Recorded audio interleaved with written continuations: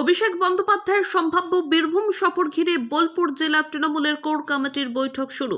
তৃণমূল কংগ্রেসের সর্বভারতীয় সাধারণ সম্পাদক তথা সাংসদ অভিষেক বন্দ্যোপাধ্যায়ের সম্ভাব্য বীরভূম সফরকে কেন্দ্র করে বোলপুর জেলা তৃণমূল কংগ্রেসের কোর কমিটির বৈঠক শুরু হয়েছে।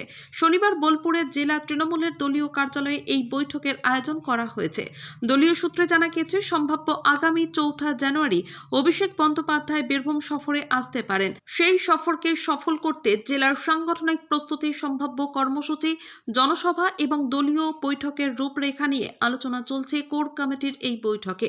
পাশাপাশি জেলা জুড়ে দলীয় কর্মসূচির আরও কিভাবে জোরদার করা যায় তা নিয়েও মত বিনিময় হচ্ছে।